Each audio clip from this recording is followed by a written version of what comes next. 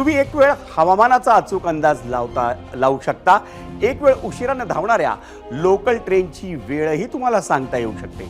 एखाद्या संघाच्या हातातून निसटत असलेला सामना कसा जिंकता येईल याचा नेमका अंदाजही बांधता येऊ शकतो.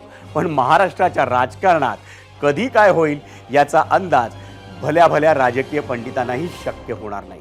आणि मी हे का सांगतोय ते समजून घेण्यासाठी आवश्यकता आहे ती फक्त 24 तास मागे जाण्याची.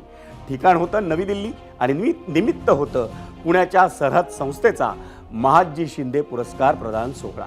पुरस्काराचे मानकरी होते उपमुख्यमंत्री एकनाथ शिंदे आणि पुरस्कार ज्यांच्या हस्ते देण्यात आला त्यांचं नाव होतं शरद पवार. या सोहळ्याला केंद्रीय मंत्री ज्योतिरादित्य शिंदे यांचीही उपस्थिती होती. किंबहुना या सोहळ्याला हा इतका मोठा राजकीय योग होता की त्याचे परिणाम आजही दिसले. फार सस्पेन्स न राखता एकदम सोप्या शब्दात सांगतो मंडळी, काल रात्री झालेल्या त्या पुरस्कार सोहळ्यात शरद पवारांनी एकनाथ शिंदेंचं अगदी तोंड भरून कौतुक केलं. सगळ्यात धक्कादायक म्हणजे मुख्यमंत्री असताना एकनाथ शिंदेंनी एक राजकारणाला नवी दिशा दिली असं म्हणत असताना शरद पवारांनी उद्धव ठाकरेंना दुखावलं. शरद पवारांनी उद्धव ठाकरेंना दुखावलं हा काही आम्ही लावलेला अंदाज नाही, तर त्याचा पुरावा अवघ्या 12 तासांनंतर म्हणजे आज सकाळी 9:30 वाजता आला. ठाकरेंच्या शिवसेनेचे मुख्य प्रवक्ते आणि खासदार संजय राऊत यांच्या बोलण्यातून तो आला. आपल्या दैनिक पत्रकार परिषदेत अगदी पहिल्या शब्दापासून राऊतांनी कालच्या सोहळ्यावर बरसायला सुरुवात केली. कोणालाही वाटलं नव्हतं की ते आरोप करता करता शरद पवारांवर टीका करतील, पण राऊतांचं मुख्य टार्गेट हे शिंदेच होतं. पण शिंदेंच्या आडून त्यांनी शरद पवारांचं नाव घेऊन टीका केली आणि तीव्र नाराजीही व्यक्त केली. खरं पाहिलं तर गेल्या महिन्याभरातच उद्धव ठाकरेंनी अनेक वेळा स्वबळाचे संकेत दिलेत. इतकंच नाही तर त्यांनी जाहीर सभेतूनही या संदर्भातील मोठं वक्तव्य केलं होतं. पण असं असलं तरी उद्धव ठाकरे आणि त्यांच्या शिवसेना पक्षानं शरद पवारांच्या राष्ट्रवादीसोबत मात्र नीट अंडरस्टँडिंग ठेवलं होतं. आता हेच पहा, राऊतांनी शरद पवारांना मार्गदर्शक मानलं होतं, तेच राऊत आज शरद पवारांना उद्देशून बोलले. मग काय, भाजप, शिंदेंची शिवसेना यांनी राऊतांना यथेच्छ झोडून काढलं. कोणकोणत्या वक्तव्यांनी आजचा दिवस गाजला आपण ते पाहूया सुपरफास्ट आढाव्यातून. शरद पवार साहेबांनी शिंदेचा सत्कार केला नाही तर आम्ही शांतचा सत्कार केला. उद्या शरद पवारला हे गद्दार म्हणायला कमी करणार नाही. त्याच्यामुळे मराठी माणसाच्या हृदयाला नक्कीच वेदना झाल्या. आतापर्यंत मला हे वाटत होतं की शरद पवार साहेब संजय राऊतांना सल्ले देत असतील असा आमचा समज होता. आपण ज्येष्ठ नेते आहात, आम्ही आपला आदर करतो. आता संजय राऊत शरद पवार साहेबांना सल्ले द्यायला लागलाय. राजकारणात कोणी कोणाचा शत्रू नसतो, मित्र नसतो, ठीक आहे. हा शकुनी म्हणजे संजय राऊत आहे. काही गोष्टी राजकारणात टाळायच्या असतात. म्हणजे पवार साहेबांनी घेतलेल्या भूमिकेपेक्षा विसंगत भूमिका राऊतांची आहे ना, मग राऊतांना म्हणून महाविकास आघाडीतनं बाहेर पडा ना. आम्हाला तुमचं दिल्लीतलं राजकारण जे काय आहे हे आम्हाला माहीत नाही. आम्हाला राजकारण कळतं माननीय पवार साहेब. हा माणूस पागल झालाय, याला कुठेतरी ठिकाण्यावर नेलं पाहिजे, कारण की दुसरा काही पर्याय राहिलेला नाही. पवार साहेबांची भावना वेगळी असेल, पण महाराष्ट्राच्या जनतेला काही पटलेलं नाही. संजय राऊतांसारखं कोणी करंट आहे असं मी म्हणजे त्यांच्यासारखं कोणी करंट असू शकत नाही. ते स्वतःला विश्वज्ञानी प्रवक्ते समजतात. काल शरद पवार साहेबांनी शिंदेचा सत्कार केला नाही तर आम्ही शांतचा सत्कार केला. उद्धव ठाकरेजी आणि राज ठाकरे साहेब कधी विभक्त झाले नसते. ते फक्त संजय राऊतांमुळं किंवा शिंदे साहेबांनी जे बंड केलं त्याला कारणीभूत संजय राऊत आहेत. असं वाटतं की उद्धव बाळासाहेब ठाकरे यांच्या शिवसेनेला संपवण्याचा विळा उचलला आहे.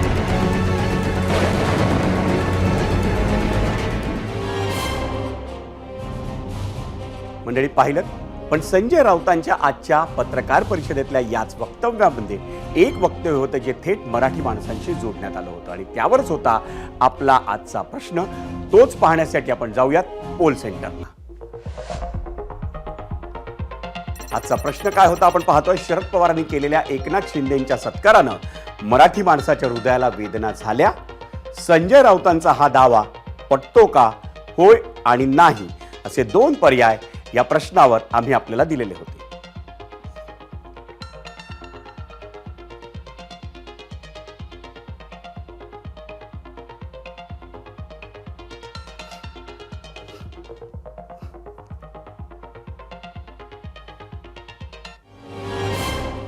मंडळी, खरं तर 2019 सालापासून संजय राऊतांनी आजपर्यंत एकदाही प्रत्यक्ष किंवा अप्रत्यक्षपणेही शरद पवारांच्या कोणत्याही भूमिकेला उघडपणे विरोध केल्याचं आम्हाला आठवत नाही.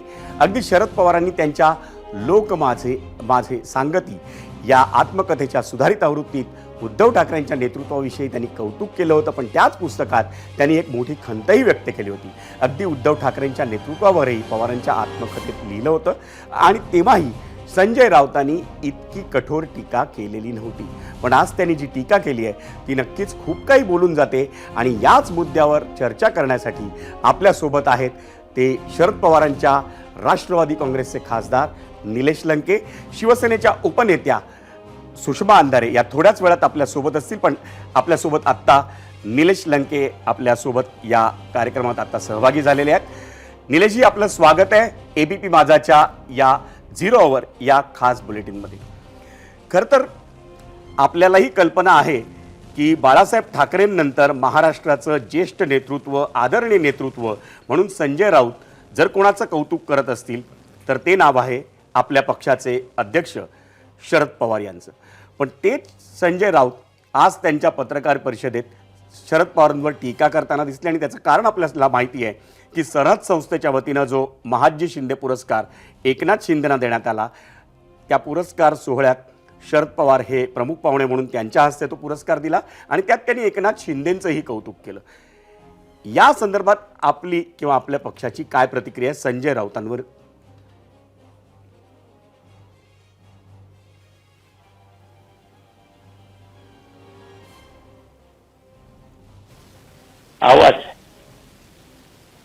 माझा आवाज येतो आपल्यापर्यंत निलेशजी? हा आवाज गुंततोय. हा बोला.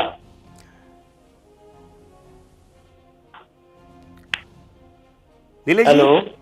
हा हां, संजय राऊतांनी जी शरद पवारांवर टीका केली आहे एकनाथ शिंदेंच्या सत्कारानंतर त्यांनी केलेला सत्कार आणि त्यांनी केलेलं शिंदेंचं कौतुक, या संदर्भात आपली पहिली प्रतिक्रिया काय आहे किंवा आपल्या पक्षाची?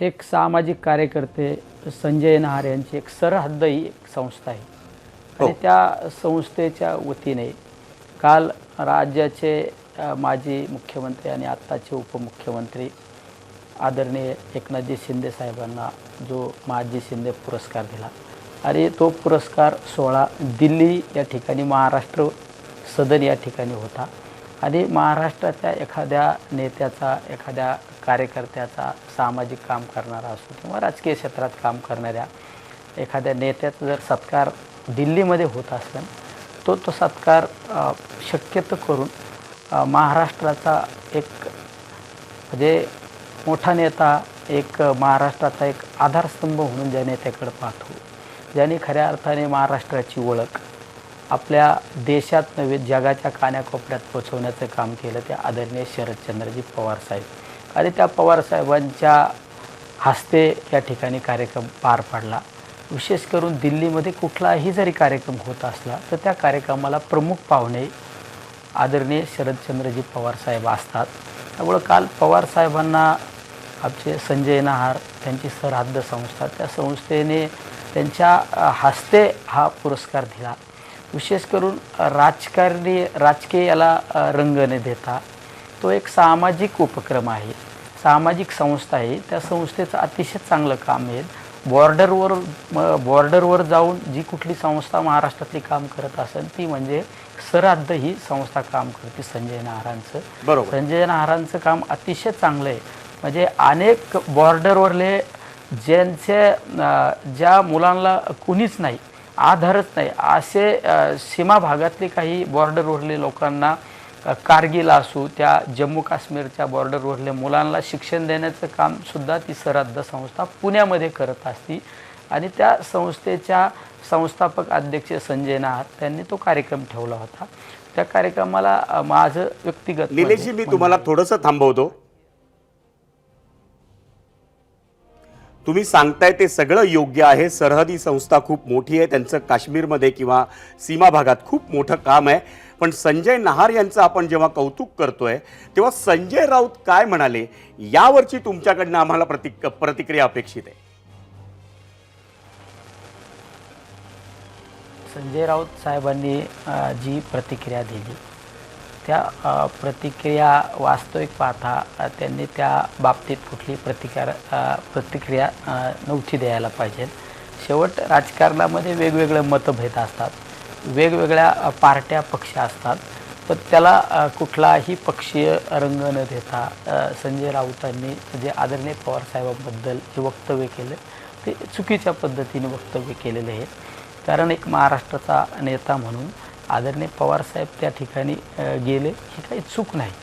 ती त्या ठिकाणी बोलवल्यानंतर ते काही एकनाथ शिंदे साहेबांनी बोलवलं नव्हतं कार्यक्रमाला, ते सरहद्द संस्थेने कार्यक्रमाला बोलवलं होतं आणि त्या संस्थेने कार्यक्रमाला बोलवल्यानंतर त्या ठिकाणी जाणं आदरणीय पवारसाहेबांना एक या महाराष्ट्राचं नेतृत्व म्हणून जाणं योग्य होतं. बरोबर. निलेशजी, जेव्हा आपण संजय राऊत या व्यक्तिमत्वाचा विचार करतो ना, संजय राऊत गेल्या 3 वर्षांपासून केवळ ठाकरेंच्या शिवसेनेचीच नाही तर तुमच्या राष्ट्रवादी काँग्रेसची देखील बाजू लढवताना दिसले. जितके आदराने ते बाळासाहेब ठाकरेंबद्दल बोलतात तितक्याच किंबहुना जास्त आदराने सध्या ते शरद पवारांविषयी बोलत आहेत. पण तेच संजय राऊत जेव्हा अशा पद्धतीनं भाषा वापरतात तेव्हा तुम्हाला आश्चर्य वाटतं का की हे संजय राऊतच बोलत आहेत की त्यांच्या तोंडून आणखीन कोणीतरी हे वधवून घेत आहे असा प्रश्न पडतो तुम्हाला? संजय राऊत साहेब, आदरणीय बाळासाहेब असो, आदरणीय उद्धवसाहेब ठाकरे असो, यांच्याबद्दल जेवढं स्तुती सुमनं उधळतात त्याच पद्धतीने आदरणीय पवारसाहेबांवर सुद्धा ते अतिशय चांगल्या पद्धतीनेच बोलतात. पण आज म्हणजे माझ्यासारख्यासाठी तर ही न्यूज ज्यावेळेस मला मीडियावर पाहायला मिळाली त्यावेळेस मी 6 जनपथला आदरणीय पवारसाहेबांशीच बसलेलो होतो. म्हणजे आम्हीसुद्धा त्या ठिकाणी शॉकेबल झालो की संजय राऊत साहेबांकडून अशा पद्धतीने हे वक्तव्य कसं गेलं. तुम्ही शरद पवारांसोबत भेट झाली का तुमची आणि या संदर्भात त्यांनी काय प्रतिक्रिया दिली आहे का? पवारसाहेबांची ज्यावेळेस आम्ही 6 जनपथला होतो त्यावेळेस पवारसाहेबांनी सुद्धा एक मिश्किल असे त्या ठिकाणी हावभाव पवारसाहेबांचा पाहायला मिळाला. म्हणजे पवारसाहेबांनी कुठली प्रतिक्रिया दिली नाही त्यावर, पण पवारसाहेबांनी आम्ही त्यावेळेस ज्यावेळेस ती न्यूज पाहिली त्यावेळेस एक हास्य पवारसाहेबांच्या चेहऱ्यावर पाहायला मिळालं.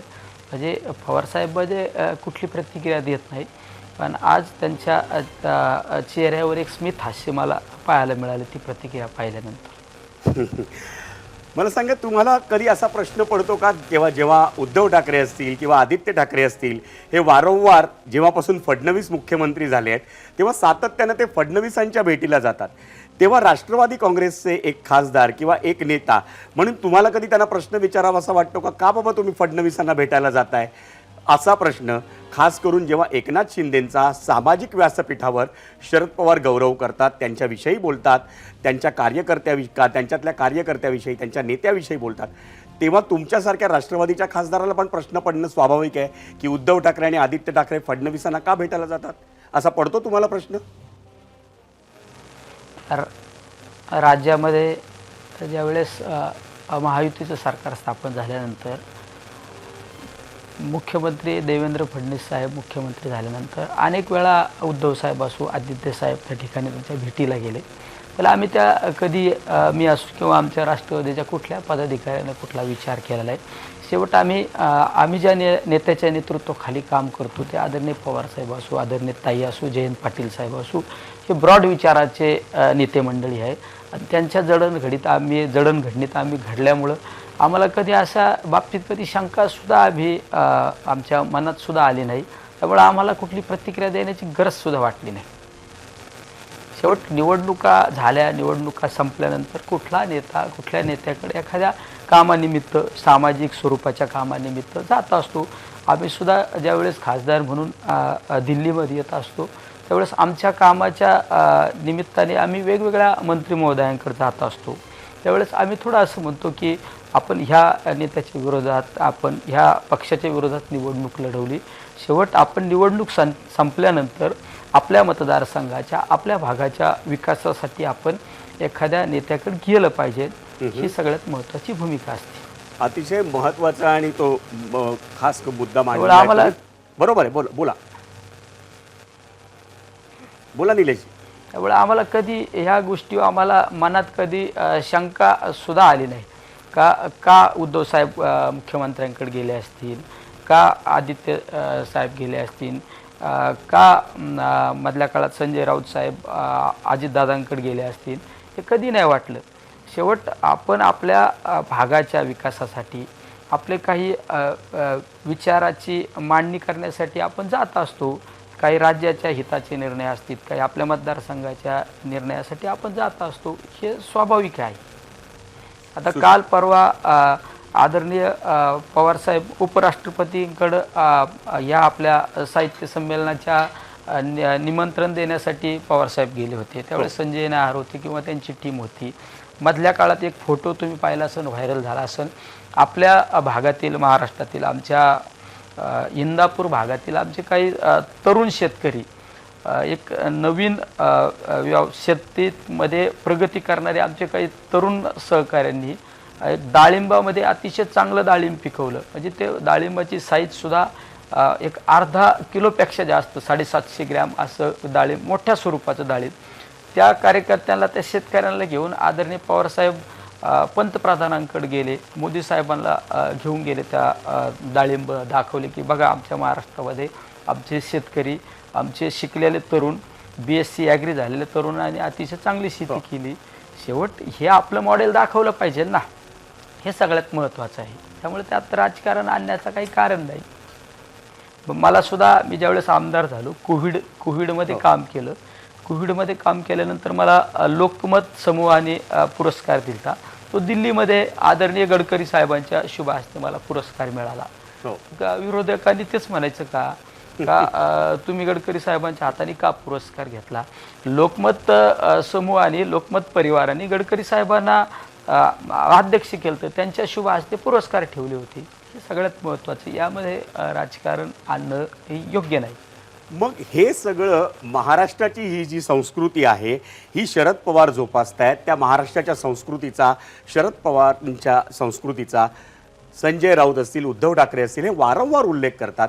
मग अशी शंका शरद पवारांवरून घेण्याचं कारण काय संजय राऊत? नाही, ते शक्यतो करून ते येणंच योग्य नाही. तुम्ही पहा, एक जर विचार केला बारीक, महाराष्ट्रातील प्रत्येकाला दिल्लीमध्ये फक्त आदरणीय पवार साहेबांचाच आधार आहे. जो पवार साहेबांचा दरारा या दिल्लीमध्ये आहे, गडकरी साहेब असू किंवा पवार साहेब असू, त्यांचा दरारा आहे. ते सेक्युलर विचाराचे, कुठल्या पक्षाचा कार्यकर्ता गेल्यानंतर त्याला मदत करण्याचं काम करतात. पवारसाहेबांकडे तुम्ही पहा, पवारसाहेबांकडे प्रत्येक पक्षाच्या विचाराचा कार्यकर्ता त्या ठिकाणी पवारसाहेबांकडे येत असतो आणि आपलं गाऱ्हाणं सांगत असतो आणि ते प्रश्न सोडून घेत असतो. आणि त्याच पट्टीने सर्व पक्षामध्ये दरारा आदरणीय पवारसाहेबांचा आहे. काल परवा आमचा जायकवाडी प्रकल्पाचा विषय होता. त्या प्रकल्पाच्या संदर्भात संबंधित मंत्री महोदयांना पवारसाहेबांनी फोन केला की आमचे जायकवाडी या ठिकाणचे आमचे मच्छीमार बांधवांना आपल्याला भेटायचं आहे, माझ्यासहित आम्ही शिष्टमंडळ तुमच्याकडे घेऊन येत आहे. त्यावेळेस त्या मंत्री महोदयांनी सांगितलं की साहेब तुम्ही येऊ नका, मी येतो बंगल्यावर. आणि स्वतः मंत्री महोदय 6 जनपदला आदरणीय पवारसाहेबांना भेटीला आले आणि आमच्याशी चर्चा करून तो प्रश्न सोडवण्याच्या बाबत त्यांनी आम्हाला आश्वासित केलं. पवार साहेबांची ही सुसंस्कृतता, त्यांची व्यापकता, त्यांच्या राजकारणाची सर्वांना सामावून घेण्याचं जे त्यांचं कौशल्य आहे, हे आपल्याला वारंवार दिसून येतं. आणि म्हणूनच शरद पवारांविषयी शंका घ्यायला कधी जागा आहे असं वाटत नाही. पण त्याच शरद पवारांवर राऊतांनी शंका घेतल्यानंतर मी आता तुम्हाला थेट प्रश्न विचारतो. खरं तर सुषमा अंधारे आपल्यासोबत थोड्याच वेळात येणार आहेत, पण त्याआधीच मी तुम्हाला प्रश्न विचारतो. या सगळ्यानंतर मवियामध्ये भूकंप झालाय का? मविया संकटात आहे का? कारण शिवसेनेकडनं कधी काँग्रेसवर शंका घेतली जाते, आपला समर्थन देण्याचा घेण्याचा निर्णय अचानक मागे घेतला जातो आणि मग आता राष्ट्रवादी काँग्रेस शरद पवारांची त्याच्याविषयी आता शंका घेतली जाते. याच्यामुळे मवियात काही संकट निर्माण होऊ शकतं?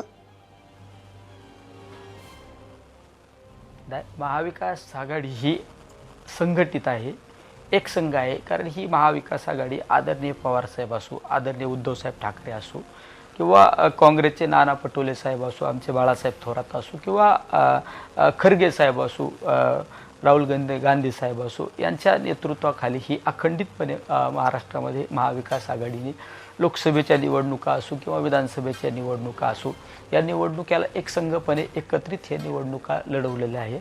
त्यामुळं थोड्याफार शंका कुशंका एखादा कार्यकर्ता करू शकतो, पण अशी काही महाविकास आघाडीमध्ये कुठल्याही त्या ठिकाणी चर्चा नाही आणि कुठल्या शंका पण घेतल्या जात नाही.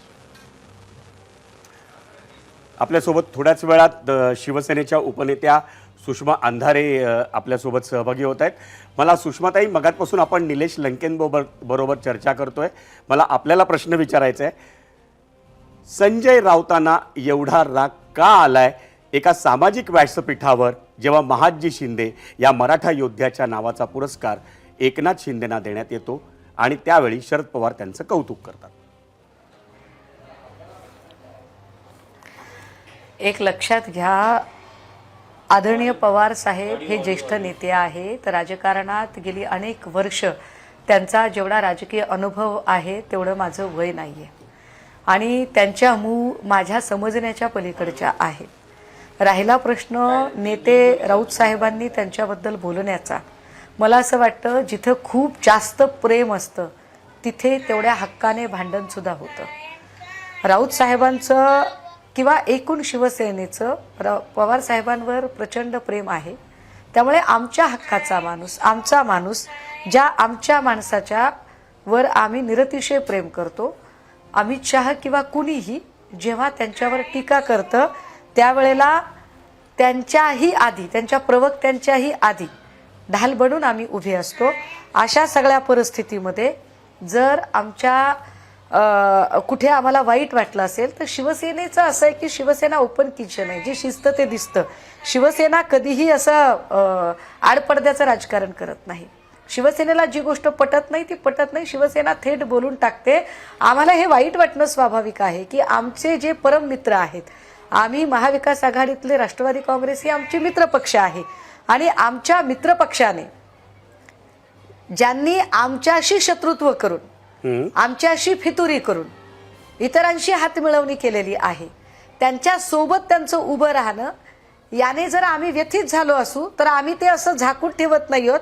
आम्ही खुल्या मनाने सांगितलं की होय आम्हाला वाईट वाटलं, पण आम्हाला वाईट वाटलं याचा अर्थ लगेचच आमच्यामध्ये फार मोठं काहीतरी अंतर पडलंय असं कृपया दाखवायचं कारण नाही.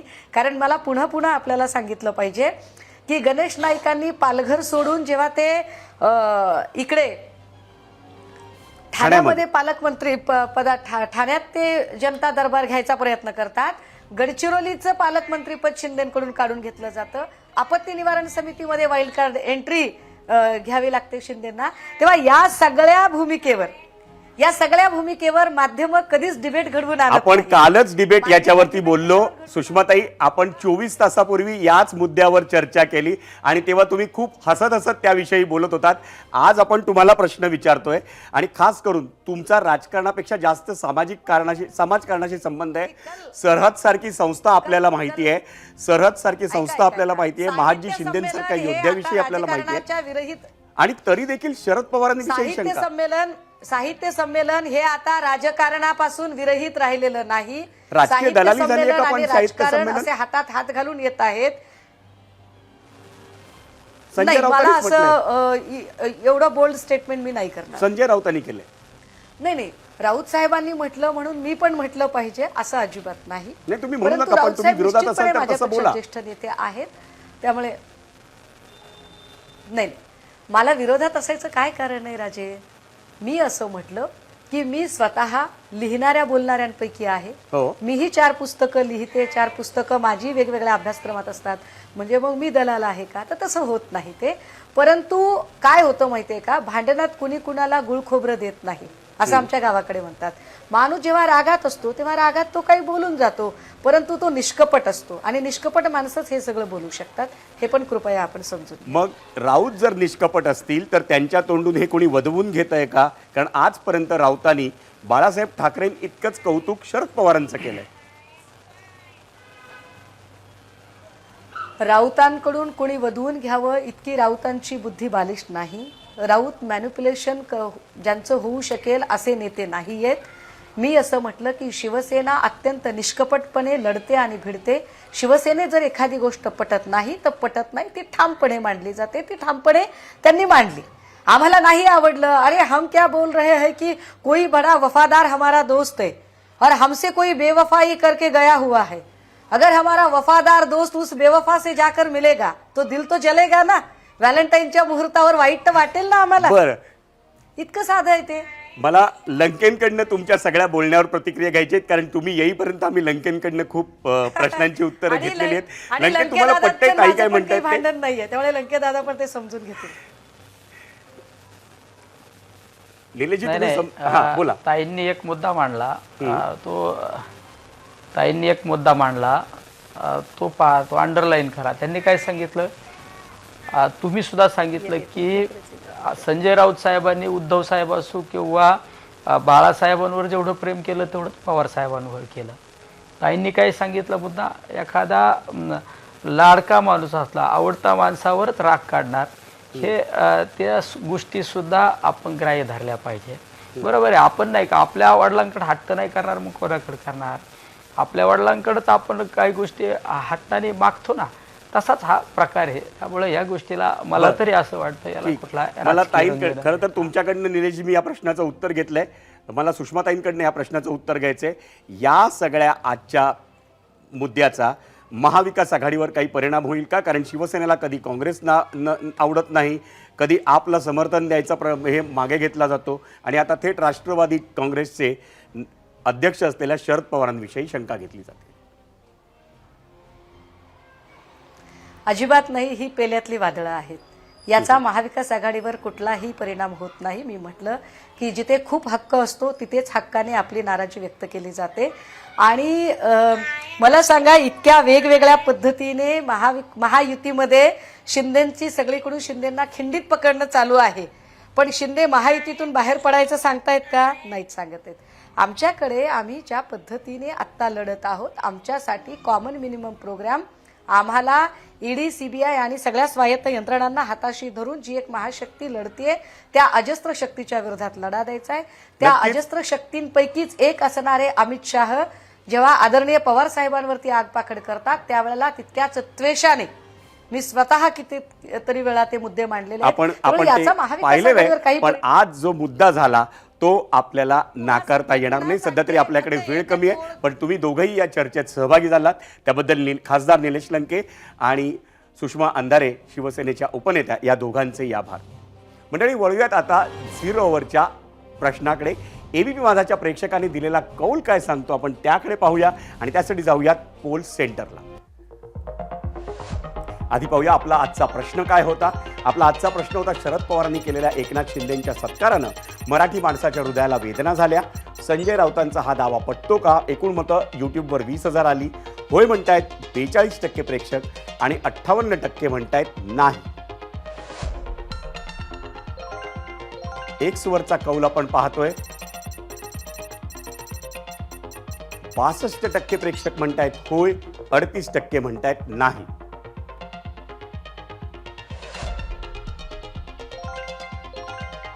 इंस्टाग्रामवरचा कौल आपण पाहतोय. 48% प्रेक्षक म्हणतायत होय, 52% प्रेक्षक म्हणतायत नाही.